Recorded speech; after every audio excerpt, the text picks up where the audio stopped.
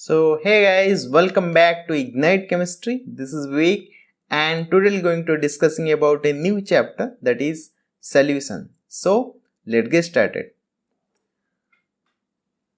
So, solution क्या है? Solution is a homogeneous mixture of two or more component. दो से ज़्यादा component को मिलाएंगे तो solution बनता है. तो it is the homogeneous mixture of two or more component. तो वो कंपोनेंट है क्या? वो कंपोनेंट है सल्यूट एंड सॉल्वेंट. तो अगर हम सल्यूट के साथ सॉल्वेंट को ऐड करेंगे तो हमें क्या मिलेगा? सॉल्यूशन मिलेगा. ठीक है, तो सल्यूट के साथ सॉल्वेंट ऐड करेंगे तो हमको क्या मिलेगा? सॉल्यूशन मिलेगा. तो सल्यूट क्या है एंड सॉल्वेंट क्या है? Solute is the solute is the substance which is present less quantity in the solution. तो solute पहले देखते हैं. solute it is the substance which present small quantity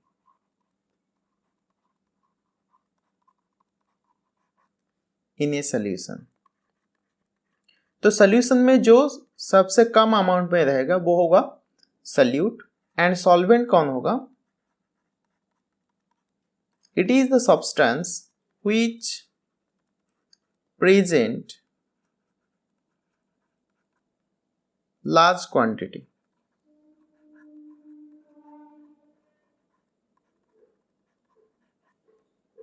in A solution. तो solution में जो large quantity में present होगा उसको बोलेंगे सॉल्वेंट, और जो स्मॉल क्वांटिटी में प्रेजेंट होगा उसको बोलेंगे सॉल्यूशन. राइट, क्लियर हो गया. तो यहां पर एक सॉल्यूशन में दो कंपोनेंट प्रेजेंट है, तो इसीलिए ये सॉल्यूशन को हम बोलेंगे बाइनरी सॉल्यूशन. तो बाइनरी सॉल्यूशन क्या होता है? These are the solution which contain two component. तो जो सॉल्यूशन में दो कंपोनेंट प्रेजेंट रहेंगे तो उसको बोलेंगे बाइनरी सॉल्यूशन. तो स्पेशली इन बाइनरी सॉल्यूशन में सॉल्यूट एंड सॉल्वेंट प्रेजेंट रहता है, उसके सिवा कोई नहीं रहता. ठीक है, तो बाइनरी सॉल्यूशन क्या हो गया? Binary solution it is the solution which contain two component.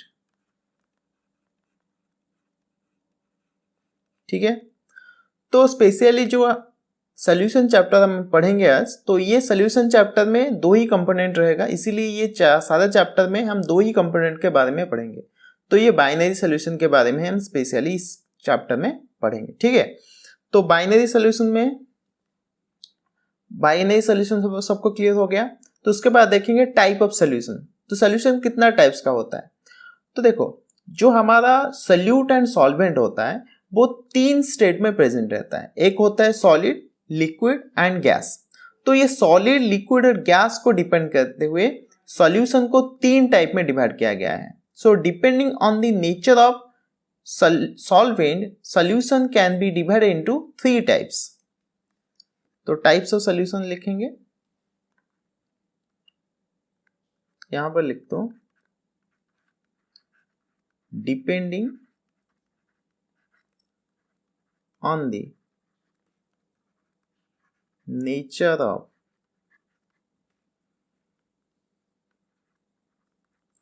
Solvent, solution can be divided into two types. Divided into three types. क्या क्या वो टाइप है? एक हो गया गैसियस सॉल्यूशन, दूसरा हो गया लिक्विड सॉल्यूशन, एंड थर्ड हो गया सॉलिड सॉल्यूशन. तो गैसियस सॉल्यूशन क्या है, लिक्विड सॉल्यूशन क्या है, सॉलिड सॉल्यूशन क्या है? तो गैसियस सॉल्यूशन में सिर्फ गैस हो गया सॉल्वेंट. तो जब gas solvent as the consider किया जाएगा तब वो सॉल्यूशन को हम बोलेंगे गैसियस सॉल्यूशन. ठीक है, और जब लिक्विड होगा सॉल्वेंट तब उसको बोलेंगे लिक्विड सॉल्यूशन, और जब सॉलिड होगा सॉल्वेंट तब उसको बोलेंगे सॉलिड सॉल्यूशन. तो ये डिपेंड करता है किस टाइप का सॉल्वेंट हम ले रहे हैं. अगर हम गैस के सॉल्वेंट लेंगे तो गैस सोल्यूशन बन जाएगा, लिक्विड कर लेंगे तो लिक्विड सोल्यूशन एंड सॉलिड कर लेंगे तो सॉलिड सोल्यूशन। तो गैस सोल्यूशन को भी हम 3 टाइप में डिवाइड करेंगे। गैस के साथ गैस मिक्स होगा तो जो सोल्यूशन बनेगा वो गैस सोल्यूशन, ठीक है। तो गैस के साथ जब गैस मिक्स होगा उसका एक कॉमन एग्जांपल है mixture of oxygen and nitrogen. तो नाइट्रोजन एंड ऑक्सीजन का मिक्सचर एक गैस सोल्यूशन हो गया। लिक्विड गैस सोल्यूशन में क्या हुआ, क्लोरोफॉर्म मिक्स्ड हुई थी नाइट्रोजन गैस। क्लोरोफॉर्म एक लिक्विड है, उसको नाइट्रोजन के साथ मिक्स करेंगे तो वो हो गया लिक्विड गैस सोल्यूशन। उसके बाद हो गया solid gas solution. Solid gas solution में क्या है, सॉलिड जैसे कि कैम्फोर इन नाइट्रोजन गैस, तो कैम्फोर के साथ नाइट्रोजन गैस को मिक्स करेंगे तो वो हो जाएगा सॉलिड गैस सोल्यूशन। उसके बाद लिक्विड गैस सोल्यूशन देखेंगे, गैस के साथ लिक्विड मिक्स करेंगे जैसे कि ऑक्सीजन डिजॉल्व इन वाटर। जो ऑक्सीजन डिजॉल्व होता है वाटर में वो एक होता है गैस इन लिक्विड सोल्यूशन, ठीक है। तो लिक्विड इन लिक्विड सोल्यूशन क्या हो गया, जैसे कि ethanol dissolve in water, ethanol water में डिजॉल्व होना वो एक लिक्विड सोल्यूशन होता है। एंड सॉलिड लिक्विड सोल्यूशन क्या है, ग्लूकोज डिजॉल्व इन वाटर। कोई भी सॉलिड, ग्लूकोज हो सकता है, सोडियम क्लोराइड हो सकता है, पोटेशियम क्लोराइड, ये सारा सॉल्यूशन हम जनरली हमारा सराउंडिंग में देखते हैं। तो ग्लूकोज डिजॉल्व इन वाटर ये हो गया एक सॉलिड लिक्विड सोल्यूशन। उसके बाद देखेंगे सॉलिड सोल्यूशन में पहले आता है गैस सॉलिड जैसे कि सोल्यूशन ऑफ हाइड्रोजन प्लैटिनम। ये सारा रिएक्शन तुम ऑर्गेनिक में देखोगे, ये होता है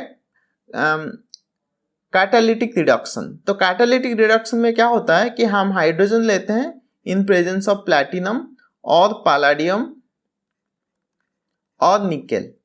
तो ये प्लैटिनम पैलेडियम निकेल क्या होता है, ये सॉलिड होता है एंड ये हाइड्रोजन क्या होता है, ये गैस होता है। तो यहां पर होता क्या है कि हाइड्रोजन गैस प्लैटिनम पैलेडियम और निकेल के सरफेस के ऊपर आके एडजॉर्ब होते हैं, तो उस वजह से यहाँ पर हमें रिएक्शन देखने को मिलता है। तो ये जो सोल्यूशन हो गया ये एक गैस सॉलिड सोल्यूशन है, तो ये बेसिकली ये कैटालिटिक रिडक्शन में हेल्प करते हैं। तो उसके बाद लिक्विड सॉलिड सोल्यूशन क्या है, अमालगम ऑफ मर्क्यूरी विद सोडियम। ये भी एक टाइप का रिड्यूसिंग एजेंट है। जब हम मर्क्यूरी के साथ सोडियम को लेंगे उसका मिक्सचर तो उसको बोलेंगे अमालगम ऑफ मर्क्यूरी एंड सोडियम। तो यहां पर मर्क्यूरी क्या है, मर्क्यूरी है लिक्विड एंड सोडियम है सॉलिड, तो उन दोनों का मिक्सचर को बोलेंगे लिक्विड सॉलिड सॉल्यूशन, ठीक है। तो उसके बाद आता है सॉलिड सॉल्यूशन। तो सॉलिड सॉल्यूशन एग्जांपल है कॉपर डिजॉल्व इन गोल्ड। तो कॉपर को गोल्ड के साथ मिक्स करेंगे तो वो हो जाएगा सॉलिड सॉल्यूशन। तो ये था हमारा टाइप ऑफ सॉल्यूशन। तो ये जो टाइप ऑफ सॉल्यूशन है ये बेसिकली सॉल्वेंट के ऊपर डिपेंड करता है। जिस टाइप का सॉल्वेंट होगा उसी को वही टाइप का सॉल्यूशन बोलेंगे, ठीक है। तो सॉल्यूशन को हम 9 टाइप में डिवाइड कर सकते हैं। ये type of gas and type of solute and solvent को लेके हम सॉल्यूशन को 9 टाइप में डिवाइड कर सकते हैं, ठीक है। लेकिन उसको बेसिकली हम 3 टाइप में बोलते हैं कि टाइप ऑफ सॉल्यूशन को हम बोलेंगे 3 type, gaseous solution, liquid solution and solid solution. Clear हो रहा है सबको? ओके, तो नेक्स्ट जाएंगे यूनिट ऑफ कंसंट्रेशन। देखो जब यहां पर हम स्पेशली बात करेंगे लिक्विड सॉल्यूशन के बारे में, ठीक है। ये जो चैप्टर में हम डिस्कस करेंगे, पूरा चैप्टर पढ़ेंगे, वो होगा लिक्विड सॉल्यूशन। तो लिक्विड सॉल्यूशन का मतलब लिक्विड होगा एज द सॉल्वेंट एंड उसके साथ हम कुछ भी मिला सकते हैं, गैस मिला सकते हैं, लिक्विड मिला सकते हैं एंड सॉलिड मिला सकते हैं, ठीक है। लिक्विड के बारे में हम ज्यादा डिस्कस नहीं करेंगे, डिस्कस करेंगे गैस एंड सॉलिड के बारे में। तो अगर हम एक लिक्विड में गैस मिलाते हैं तो उसका कंसंट्रेशन क्या चेंज होगा, अगर वो एक लिक्विड में सॉलिड ऐड करते हैं तो उसका कंसंट्रेशन क्या चेंज होगा, तो वो सॉल्यूशन किस टाइप का सॉल्यूशन मिलेगा, ठीक है। तो यहां पर एक आता है यूनिट ऑफ कंसंट्रेशन। तो यूनिट ऑफ कंसंट्रेशन क्या है, पहले हम देखेंगे व्हाट इज कंसंट्रेशन। कंसंट्रेशन क्या होता है कि एक पर्टिकुलर अमाउंट ऑफ सॉल्वेंट में एक पर्टिकुलर अमाउंट जब सॉल्यूट प्रेजेंट रहता है उसी को बोलते हैं कंसंट्रेशन। तो कंसंट्रेशन क्या हो गया, कंसंट्रेशन का मतलब है it is the amount of solute present in a particular amount of solution. कितना अमाउंट का सॉल्यूट प्रेजेंट है एक पर्टिकुलर अमाउंट ऑफ सॉल्यूशन में, उसको बोलेंगे कंसंट्रेशन। एंड कंसंट्रेशन को हम रिप्रेजेंट करते हैं बहुत सारे यूनिट के माध्यम से, जैसे कि हो गया पहले हो गया मास परसेंटेज। मास परसेंटेज को रिप्रेजेंट किया जाता है W/W। W मीन्स यहाँ पर weight by weight, mass percentage को हम वेट बाय वेट परसेंटेज भी बोलते हैं। उसके बाद हो गया वॉल्यूम परसेंटेज। तो वॉल्यूम परसेंटेज को हम V/V रिप्रेजेंट करते हैं, तो वॉल्यूम बाय वॉल्यूम। उसके बाद हो गया मास by volume percentage. Mass by volume M/V। M stand for mass and V stand for volume, mass by volume percentage. उसके बाद हो गया मोल फ्रैक्शन। मोल फ्रैक्शन को हम रिप्रेजेंट करते हैं कैपिटल X के माध्यम से। उसके बाद हो गया parts per million, PPM। Parts per million को हम बोलते हैं PPM। उसके बाद molarity capital M, molality small m and normality capital N। तो ये सारा यूनिट होता है, जनरली 8 टाइप का यूनिट होता है कंसंट्रेशन को रिप्रेजेंट करने के लिए। तो इस चैप्टर में, इस क्लास में हम ये सारे यूनिट के बारे में पहले डिस्कस करेंगे। ये बहुत ही बेसिक चीज़ है, ये फर्स्ट ईयर में तुम्हें पढ़ाया गया होगा, लेकिन फिर भी मैं एक बार यहाँ पर डिस्कस कर लेता हूँ, क्योंकि इस चैप्टर के लिए ये यूनिट ऑफ कंसंट्रेशन बहुत इंपॉर्टेंट रोल प्ले करेगा तुम्हारे लिए। ठीक है, तो उसको अच्छे से पढ़ो, और ये जो फॉर्मूला है, ये फॉर्मूला को तुम्हें याद रखना पड़ेगा। ठीक है, तो इसलिए उस फॉर्मूला को अच्छे से याद रखो। तो स्टार्ट करेंगे मास परसेंटेज से। ठीक है, तो मास परसेंटेज क्या है? तो मास परसेंटेज है, it is defined as the number of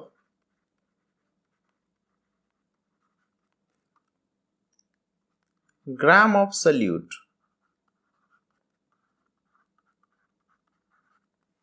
it is defined as the number of gram of solute present in 100 gram of solution। ठीक है, तो मास परसेंटेज का मतलब है कितना ग्राम का सल्यूट 100 ग्राम में प्रेजेंट है, वो होगा मास परसेंटेज। तो उसका फॉर्मूला क्या हो जाएगा? Mass percent is equal to mass of solute in gram whole divide by mass of solvent in gram, sorry, mass of solution gram into 100। तो जैसे हम एग्जाम में जो मार्क आता है उसका परसेंटेज हम जैसे निकालते हैं, secured mark divide by total mark into 100, इसका भी वैसा ही फॉर्मूला है। Total mass of solute divide by mass of solvent, sorry, mass of solution into 100, तो वो कर देंगे तो ये हो जाएगा मास परसेंटेज। ठीक है, समझ में आ रहा है? तो एक एग्जाम्पल लेते हैं।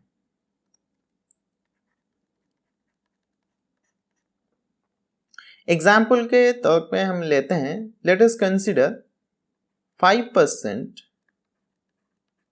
सॉल्यूशन ऑफ, नहीं ऐसे लिखा जाएगा, 5% W/W solution of NaCl। तो इसका मतलब क्या है, इसका मीनिंग समझना पड़ेगा। देखो यहां पर सिर्फ मैथमेटिकली हम लिख देंगे तो उसका कोई मतलब नहीं बनता, हमको उसका मीनिंग जानना पड़ेगा। तो यहां पर 5% W/W solution of NaCl का मतलब क्या है? तो इसका मतलब यह है 5 gram of NaCl present in 100 gram of solution. तो 100 ग्राम सोल्यूशन के अंदर 5 ग्राम का सोडियम क्लोराइड प्रेजेंट है, इसका मतलब यही है।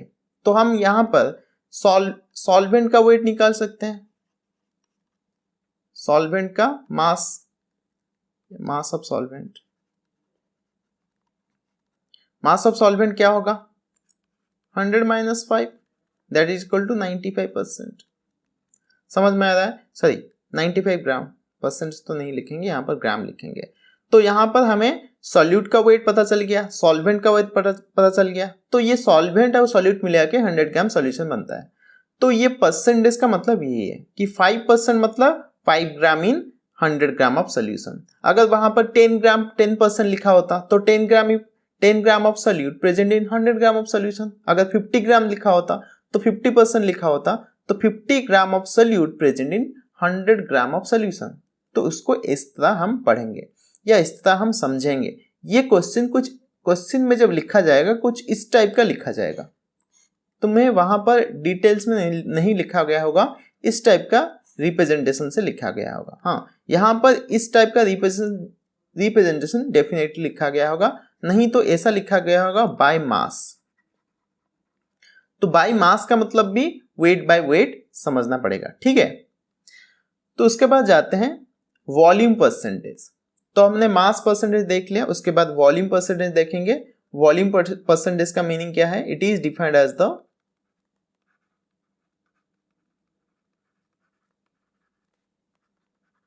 number of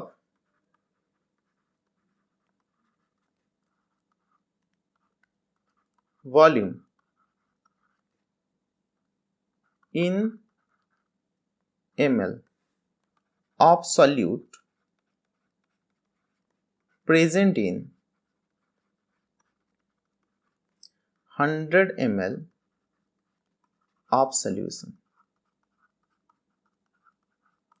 तो 100 ml सॉल्यूशन के अंदर कितना ml का सॉल्यूट है वो होगा volume percentage.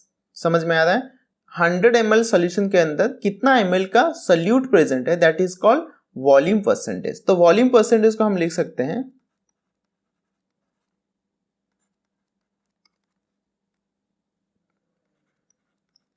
Volume of solute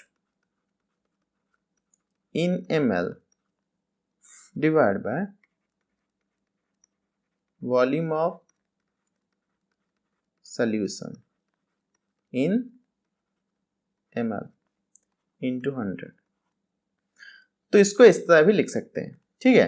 तो उसका एक एग्जाम्पल लेते हैं तो अच्छे से समझ में आएगा। लेट अस कंसीडर 15% ऑफ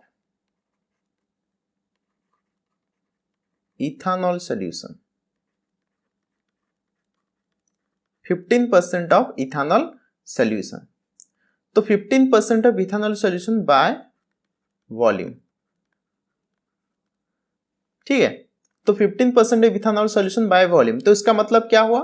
इसका मीनिंग ये है 15 ml of ethanol present in 100 ml of solution. तो इसका मतलब यह है कि 100 ml सॉल्यूशन के अंदर 15 ml का हमारा सॉल्यूट प्रेजेंट है, वो यहां पर सॉल्यूट, यहां पर इथानॉल है, ठीक है। तो इसका मतलब सॉल्वेंट का अमाउंट कितना है? वॉल्यूम ऑफ सॉल्वेंट क्या है? वॉल्यूम ऑफ सॉल्वेंट क्या है कि 100 minus 15 that is equal to 85 ml, 85 ml। तो समझ में आ रहा है? तो जब इस टाइप का क्वेश्चन दिया गया होगा तो हम ये समझेंगे कि इसके अंदर जितना परसेंटेज होगा उतना ml का सॉल्यूट है इन 100 ml सॉल्यूशन, जब परसेंटेज में होगा। तो कभी कभी परसेंटेज ऐसे भी लिखा जाता है V/V। तो V/V मतलब भी वही होता है वॉल्यूम बाय वॉल्यूम। समझ में आ गया? तो वॉल्यूम परसेंटेज का मतलब है कितना अमाउंट, कितना वॉल्यूम का सॉल्यूट प्रेजेंट होता है 100 ml सॉल्यूशन के अंदर, तो वो होता है वॉल्यूम परसेंटेज। तो उसके बाद होता है मास परसेंटेज। मास परसेंटेज क्या है? तो उसके बाद होता है मास बाय वॉल्यूम परसेंटेज। तो मास बाय वॉल्यूम परसेंटेज क्या है? तो इसको लिखेंगे it is defined as the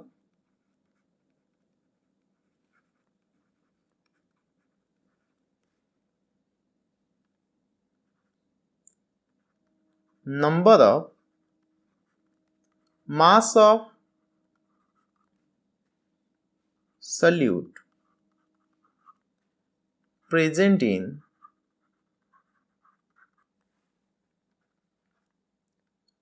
100 ml of solution। तो 100 ml सॉल्यूशन के अंदर कितना ग्राम का मास का सॉल्वेंट प्रेजेंट है, सॉरी 100 ml सॉल्यूशन के अंदर कितना मास का सल्यूट प्रेजेंट है, that is called mass by volume percentage. तो generally mass by volume percentage कब यूज होता है, जब हम मेडिसिन वगैरह देखते हैं। तो मेडिसिन के अंदर क्या होता है, कुछ सॉल्यूट यूज किया जाता है जिसका वेट के हिसाब से यूज किया जाता है और उसको सिरप बनाते हैं। तो सिरप के लिए वॉल्यूम मेकअप किया जाता है, तो वहां पर हम मास बाय वॉल्यूम परसेंटेज हम जनरली देखने को मिलता है। ठीक है, तो मास बाय वॉल्यूम परसेंटेज का फॉर्मूला क्या हो जाएगा, mass by volume percentage is equal to mass of solute divide by volume of solution into 100। तो ये हो जाएगा mass of solute divide by volume of solution into 100। तो इसका एक एग्जांपल लेते हैं। 0.9% of NaCl solution, वहां पर लिखा है W/V। 0.9% of NaCl solution W/V, that means weight by volume। तो इसका मतलब ये है 0.9 ग्राम of NaCl present in 100 ml of solution। ठीक है, तो इसका मतलब क्या है, 0.9 gram of sodium chloride present in 100 ml of solution. तो 100 ml सॉल्यूशन के अंदर 0.9 gram of sodium chloride present है। तो इसका मतलब है मास बाय वॉल्यूम परसेंटेज। समझ में आ रहा है, जब मास बाय वॉल्यूम परसेंटेज होगा तो सॉल्यूट को हम मास में कन्वर्ट करेंगे, मास में रिप्रेजेंट करेंगे एंड सॉल्यूशन को वॉल्यूम में रिप्रेजेंट करेंगे। तो ये हो गया मास बाय वॉल्यूम परसेंटेज। सबको समझ में आ रहा है? ओके। उसके बाद हम डिस्कस करेंगे मोल फ्रैक्शन x। तो मोल फ्रैक्शन को हम रिप्रेजेंट करते हैं x से। तो मोल फ्रैक्शन क्या होता है, it is defined as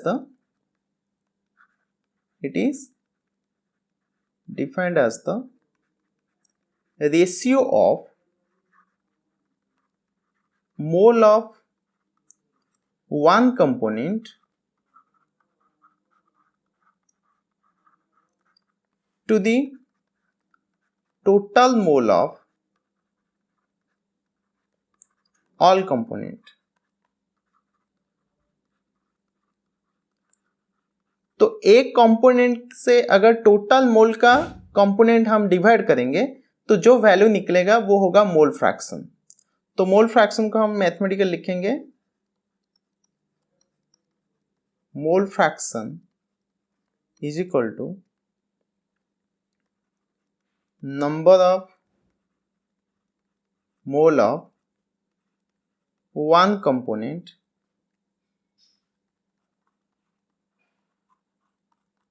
divide by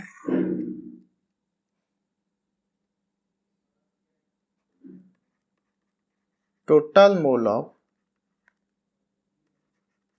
all component.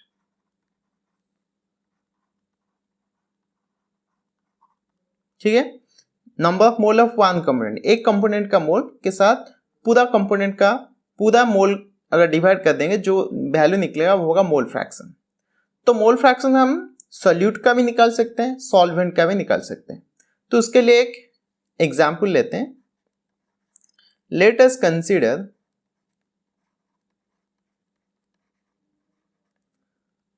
A solution contain two component। Let us consider a solution contain two component A and B। तो हमारे पास जो सॉल्यूशन है उसके पास दो कंपोनेंट प्रेजेंट है A and B। तो A and B को लेकर सॉल्यूशन बना है। तो यहां से कोई भी सॉल्यूट हो सकता है, कोई भी सॉल्वेंट हो सकता है सॉल्यूशन। तो लेट अस कंसीडर जो A है उसका जो मोल प्रेजेंट है दैट इज Na एंड जो B है उसका जो मोल प्रेजेंट है दैट इज Nb। तो Na का मतलब क्या हो गया, number of mole of A, component A, number of mole of component A. NB का मतलब हो गया number of mole of component B. Na का मतलब हो गया number of mole of component A, Nb का मतलब हो गया number of mole of component B. अभी टोटल मोल क्या होगा? Total mole is equal to Na plus Nb। समझ में आ रहा है? टोटल मोल हो जाएगा हमारा Na plus Nb। Each component का जो मोल हमें पता है वो है Na ए कंपोनेंट का एंड Nb बी कंपोनेंट का। तभी हम मोल फ्रैक्शन निकालेंगे। तो mole fraction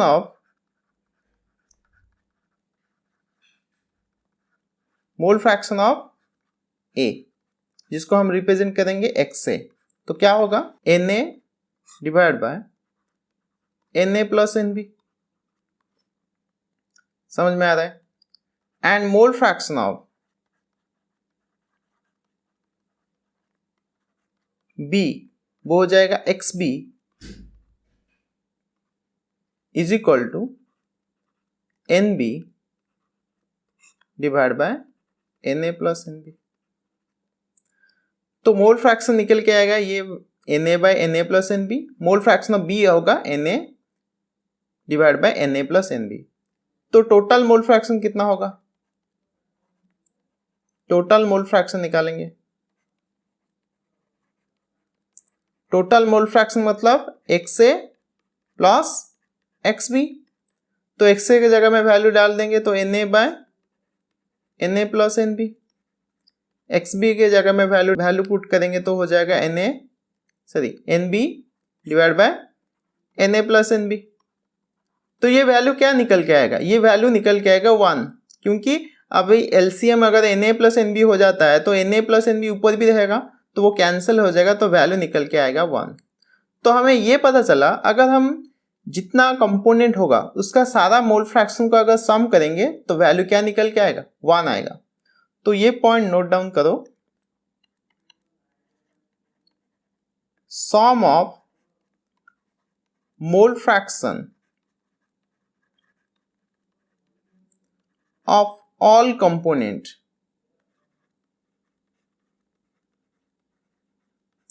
is equal to 1।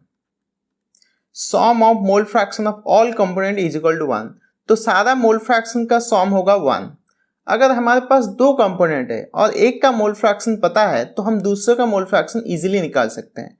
तो ऐसे बोल सकते हैं XA plus XB is equal to 1, that implies XA is equal to 1 minus XB।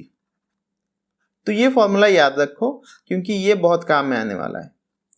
अगर एक का मोल फ्रैक्शन पता है, दूसरे का मोल फ्रैक्शन 1 से माइनस कर देंगे तो वैल्यू निकल जाएगा, क्योंकि सारे मोल फ्रैक्शन का सम 1 से ज़्यादा नहीं होने वाला। ठीक है, अभी मोल कैसे कैलकुलेट करेंगे? मोल कैलकुलेट करना तुम्हें फर्स्ट ईयर में पढ़ाया गया होगा। अगर किसको पता नहीं मोल कैसे कैलकुलेट होता है, you can watch my video from basic concept. तो number of mole is equal to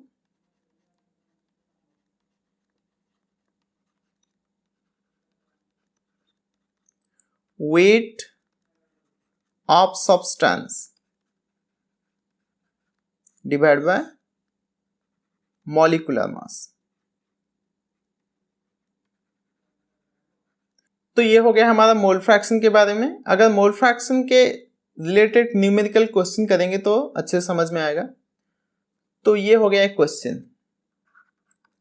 तो क्वेश्चन में दिया गया है calculate the mole fraction of ethyl glycol, जिसका फॉर्मूला है C2H6O2 in a solution containing 20% of ethylene glycol by mass. तो question में पूछा गया है मोल फ्रैक्शन मोल फ्रैक्शन यहाँ पर पूछा गया है और इथिलीन ग्लाइकॉल हमारा जो प्रेजेंट है वो 20% इथिलीन बाय मास में प्रेजेंट है। तो गिवन दैट क्या दिया गया है पहले लिखेंगे। देखो यहाँ पर एक क्वेश्चन दिया गया है 20% of ethylene glycol by mass. What does it mean? इसका मतलब क्या है? 20% of ethylene glycol by mass उसका मतलब क्या है कि इसका मतलब है 20 gram of ethylene glycol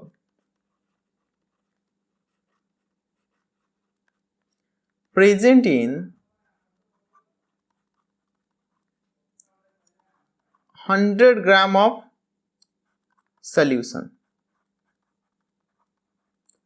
20 gram of ethylene glycol present in 100 gram of solution. तो उसका मतलब सॉल्वेंट कितना होगा? सो वेट ऑफ सॉल्वेंट होगा 100 माइनस 20 दैट इज 80 ग्राम।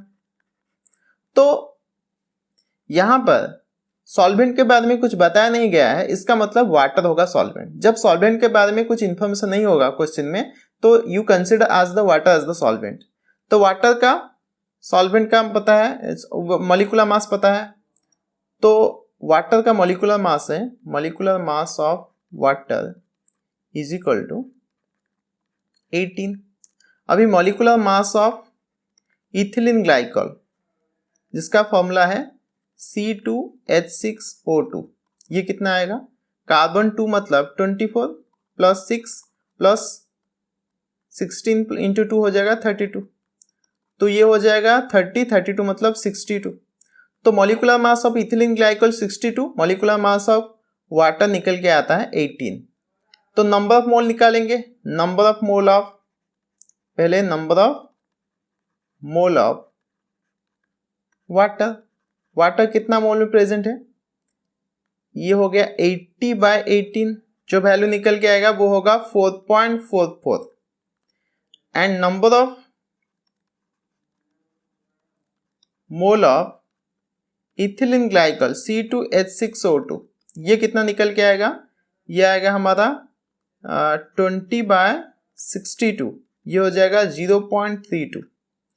तो हमारे पास जो number of mole of water है वो 4.4 हो गया and number of mole of ethylene glycol हो गया 0.32।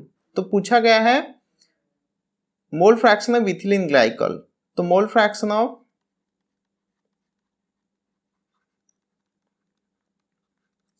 Ethylene glycol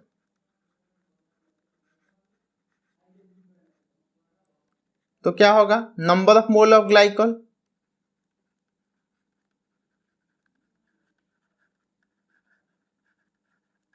divide by total mole. तो number of mole of glycol क्या है हमारे पास? 0.32। टोटल मोल कैसे निकलेगा? इसको ऐड कर देंगे तो निकल जाएगा 4.44 प्लस 0.32, तो वैल्यू कितना निकल के आएगा? 0.32 होल डिवाइड बाय, ये हो जाएगा 4.76। तो 0.32 डिवाइड बाय 4.76 का वैल्यू निकल के आएगा 0.067।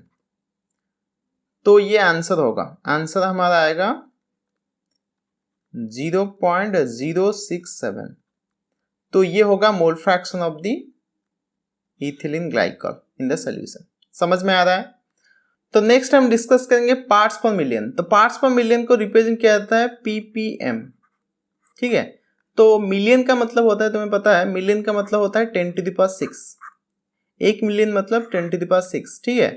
तो ये पार्ट्स पर मिलियन क्या है? पार्ट्स पर मिलियन मतलब है it is defined as the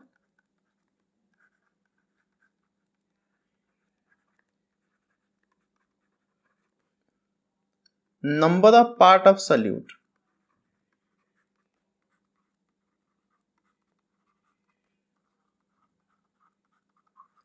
present in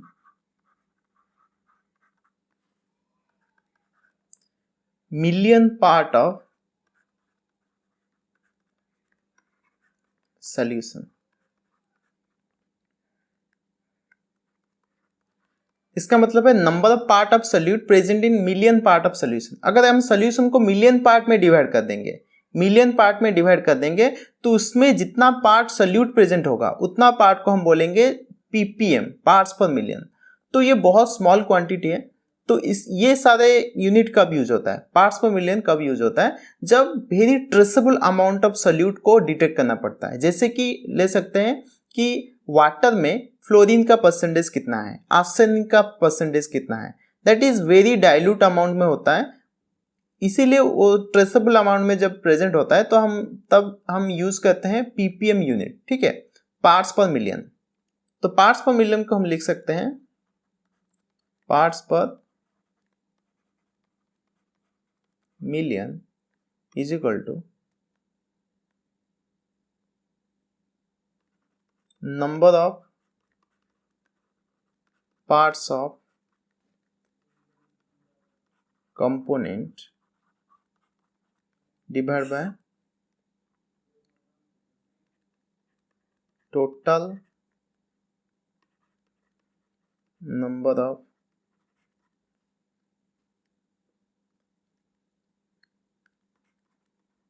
parts of all component into 10 to the power 6।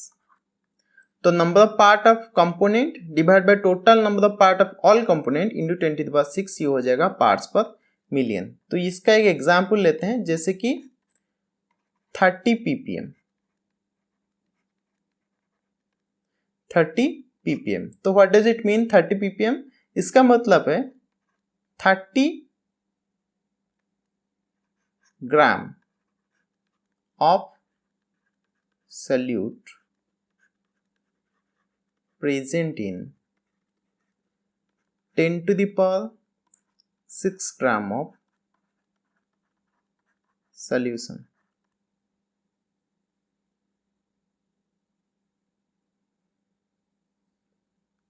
तो इसका मतलब क्या हुआ, 30 ग्राम ऑफ सोल्यूट, 30 ग्राम का सोल्यूट 10 टू द पावर 6 मतलब 1 मिलियन सोल्यूशन के अंदर, 1 मिलियन ग्राम सोल्यूशन के अंदर 30 ग्राम का सोल्यूट प्रेजेंट है।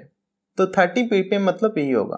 तो 30 ppm क्लोरीन, तो इसका मतलब 30 gram of chlorine present in million gram of solution, तो वो हो जाएगा 30 ppm, 3 ppm कुछ भी बोल सकते हैं। ppm को इस तरह हम रिप्रेजेंट करेंगे, ठीक है, समझ में आ रहा है।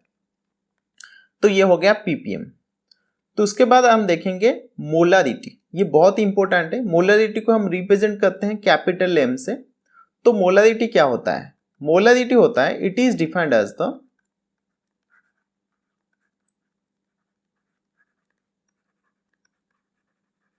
Number of mole of solute present in 1 liter of solution। तो 1 लीटर सोल्यूशन के अंदर जितना मोल का सल्यूट प्रेजेंट होता है उसको बोलेंगे मोलारिटी। तो मोलारिटी को हम कैपिटल M से रिप्रेजेंट किया जाता है। तो मोलारिटी हो जाएगा, molarity is equal to number of mole of solute divide by volume of solution in litre. Number of mole of solute divide by volume of solution in litre, उसको हम N/V भी लिख सकते हैं, ठीक है, N/V। तो ये जो नंबर ऑफ मोल होता है वो क्या होता है, N is equal to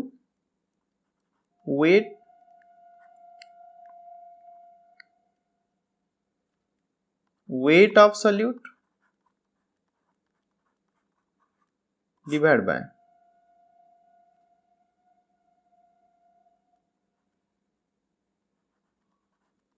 molecular mass. तो ये अगर ये वैल्यू यहां पर पुट कर देंगे तो क्या हो जाएगा, वेट ऑफ सॉल्यूट इनटू 1000। अभी 1000 हमने क्यों किया, अभी ये लीटर में है, अगर लीटर को हम ml में कन्वर्ट करेंगे तो 1000 हम डिवाइड करेंगे नीचे की तरफ, तो ये ऊपर आ जाएगा, तो ये हो जाएगा 1000। तो volume of weight of the solute divide by molecular mass और molar mass of solute into volume of solution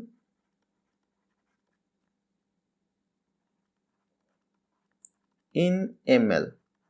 तो वॉल्यूम सॉल्यूशन को क्या करेंगे, ml में कन्वर्ट करेंगे। तो ये हो जाएगा मोलारिटी का फॉर्मूला। तो ये फॉर्मूला था, इस फॉर्मूले से हमने ये वाला फॉर्मूला डिराइव किया। तो ये फॉर्मूला हम डायरेक्ट याद रख सकते हैं। तो इसको शॉर्ट फॉर्म में भी लिख सकते हैं, capital M is equal to, तो जनरली हम वेट ऑफ सॉल्यूट को लेते हैं W2। जब 2 होगा वो सॉल्यूट, 1 होगा तो सॉल्वेंट।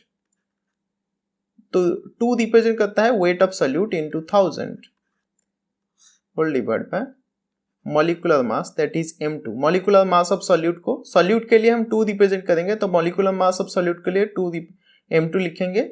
तो weight of solvent, sorry volume of solvent that is V। तो ये हो जाएगा हमारा फॉर्मूला।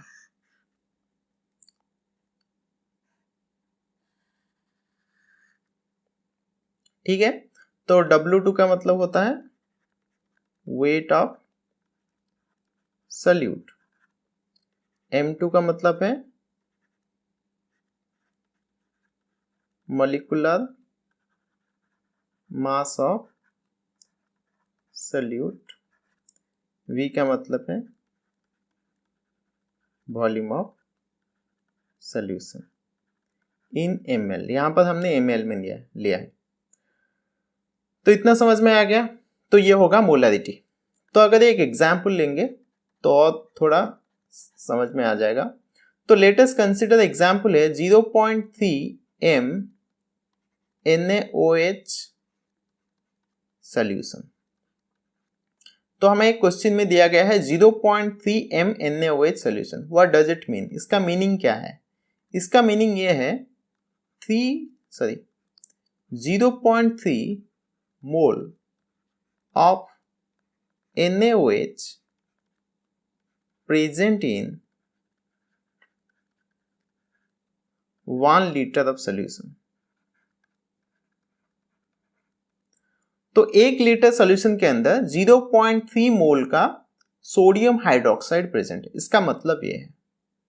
तो हमें मीनिंग समझ में आना चाहिए, क्योंकि ये जो रिप्रेजेंटेशन होता है उसको कैसे पढ़ा जाता है, उसको कैसे हम प्रोनाउंस करते हैं, वो समझ में आना चाहिए। अगर वो समझ में नहीं आएगा तो हम उसका जो स्पिरिट है, उसका अंदर जो स्पिरिट है वो समझ नहीं पाएंगे। ठीक है, तो न्यूमेरिकल प्रॉब्लम नहीं होगा। तो उसके रिलेटेड एक क्वेश्चन करेंगे। Calculate the molarity of the solution containing 5 gram of NaOH present in 750 ml of solution.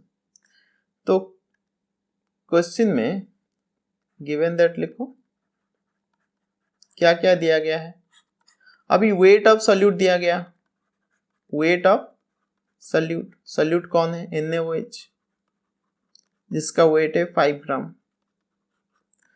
Molecular mass पता है उसका, मॉलिक्यूलर मास ऑफ NaOH निकाल लेंगे।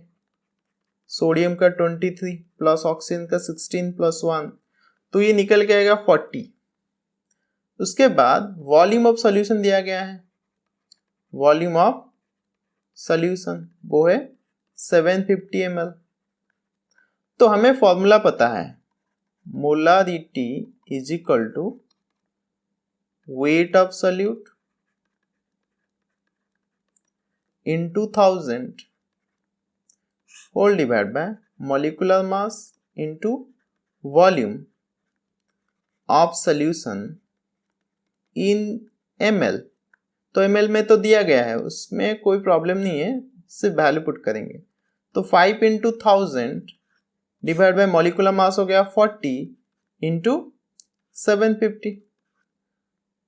तो ये 0 0 कैंसिल हो जाता है, तो ये 5 से कैंसिल करेंगे तो कितना हो जाएगा 15। तो ये 5 से कैंसिल होगा तो 3, ये हो जाएगा तो 2, तो ये हो जाएगा 2/12 that is equal to 1/6।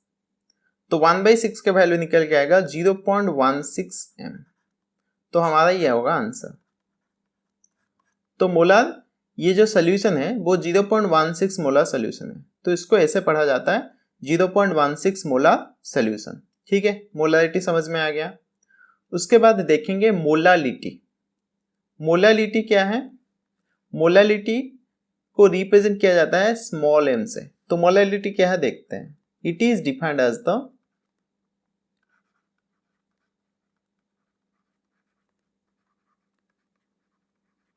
number of mole of solute present in 1 kg of solvent।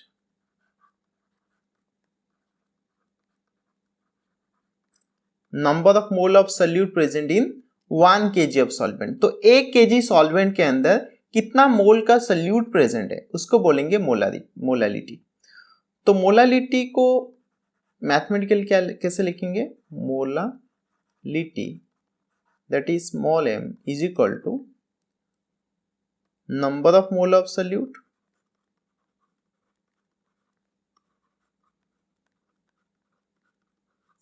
whole divided by mass of solvent in kg। तो मोलालिटी को n बाय m लिखा जाता है, number of mole divide by mass of solvent. तो यहां पर number of मोल को वैल्यू हमें पता है, नंबर ऑफ मोल मतलब wait of solute divide by molecular mass. तो ये वैल्यू अगर यहां पर पुट करते हैं तो ये हो जाएगा वेट ऑफ सोल्यूट इनटू 1000 किस लिए मल्टीप्लाई करेंगे? क्योंकि यहां पर केजी में है, अगर उसको ग्राम में कन्वर्ट करेंगे तो ये 1000 मल्टीप्लाई होगा। तो मॉलिक्यूलर मास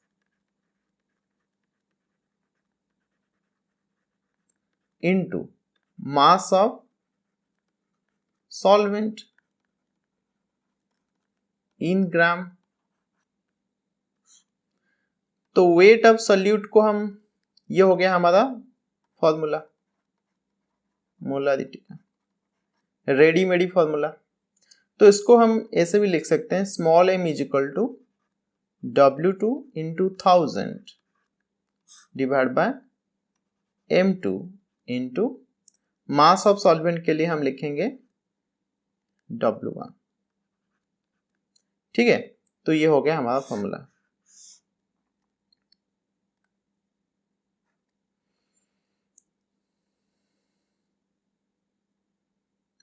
तो इसका एक एग्जाम्पल हम ले सकते हैं।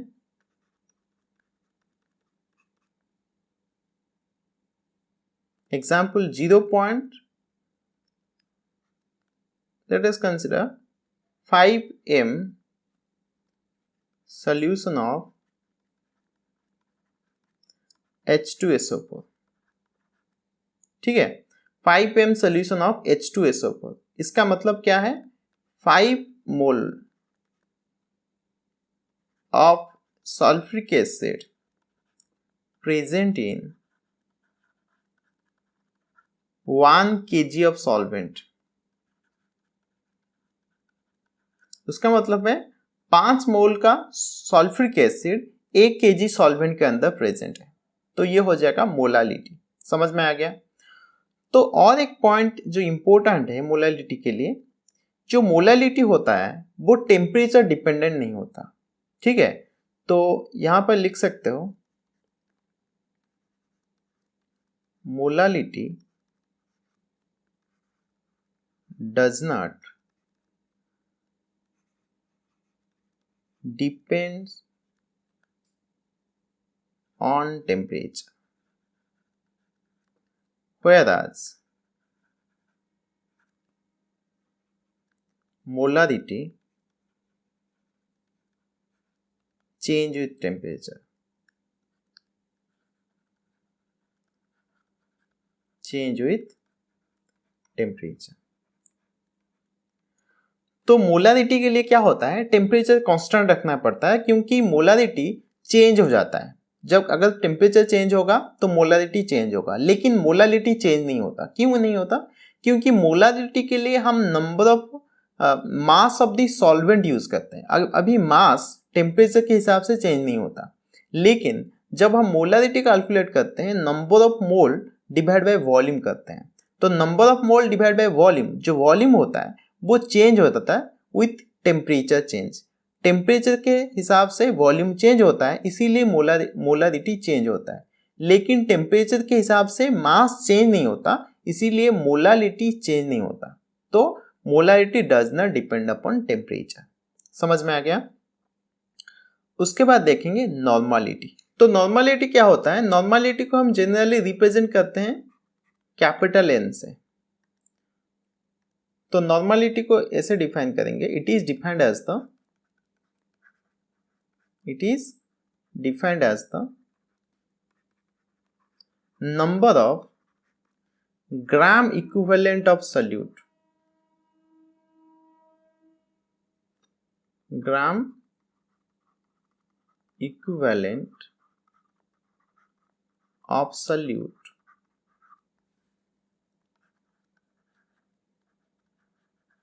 present in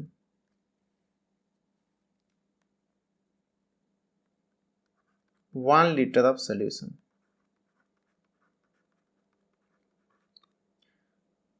नॉर्मल का मतलब होता है number of gram equivalent of solute present in 1 litre of solution, उसको बोलेंगे नॉर्मलिटी बा 1 नॉर्मल सोल्यूशन। ठीक है, तो नॉर्मलिटी को हम लिख सकते हैं, normality is equal to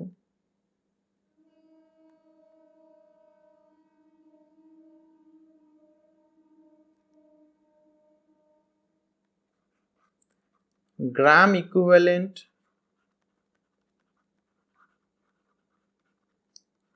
of solute whole divided by volume of solution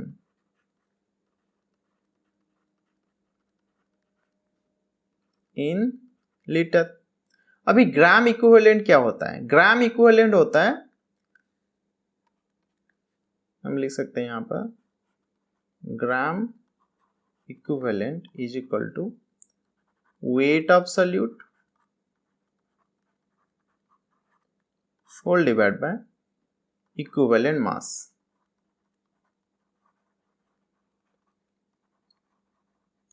weight of solute divided by equivalent mass। तो इसको हम इस तरह लिख सकते हैं, weight of solute into 1000 whole divided by equivalent mass of solute into volume of solution in ml। 1000 multiply करेंगे तो नीचे क्या करेंगे, लीटर को ml में कन्वर्ट कर देंगे। अभी इक्विवेलेंट मास क्या है इसको देखेंगे। Equivalent mass is equal to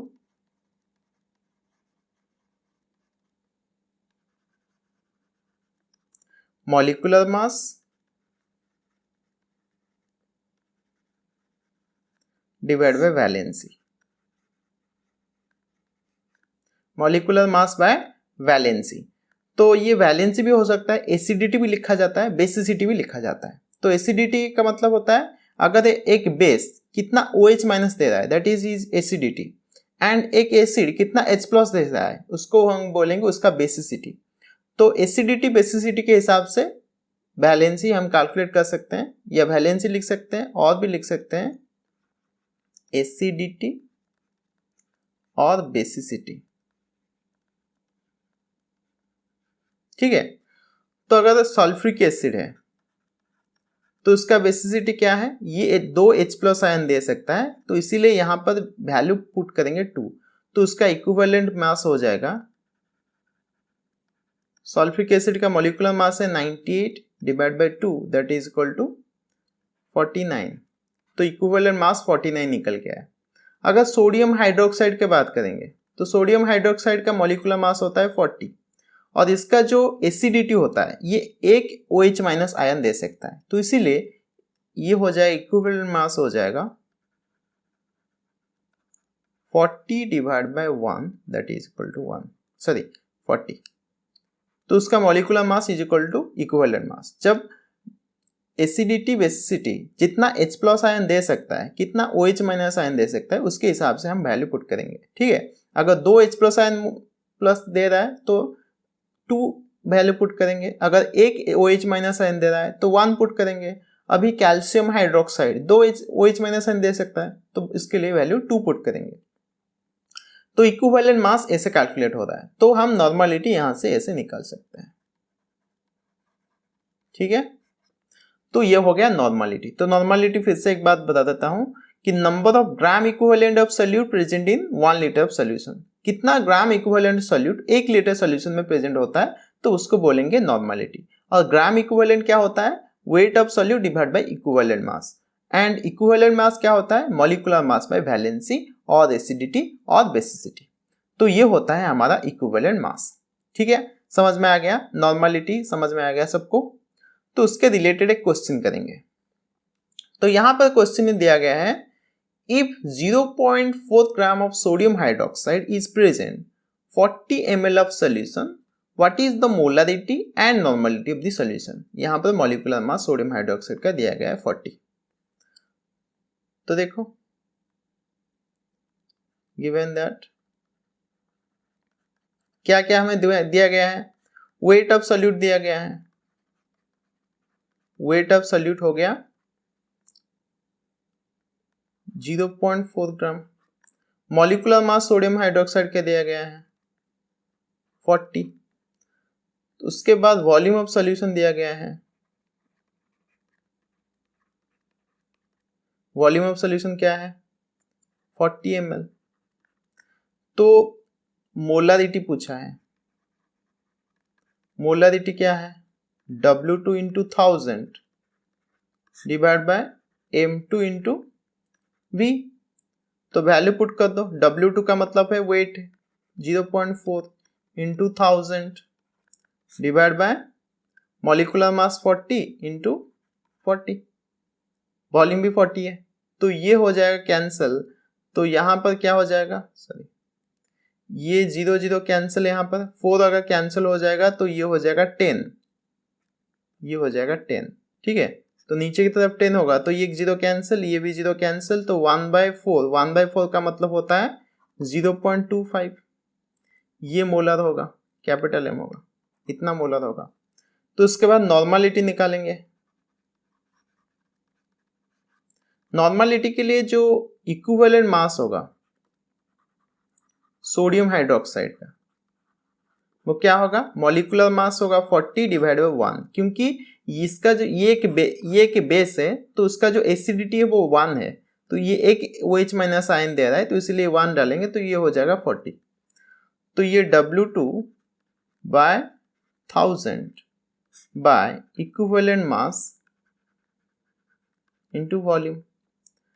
तो ये तो वैल्यू वही आएगा क्योंकि 0.4 इंटू 1000 डिवाइड बाय 40 इंटू 40, तो ये वैल्यू भी 0.25 नॉर्मलिटी आएगा, तो उसको बोलेंगे 0.25 normal solution.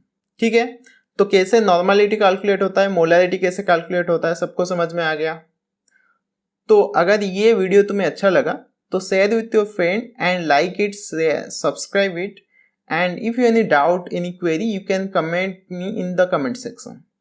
So thank you everybody and have a good day.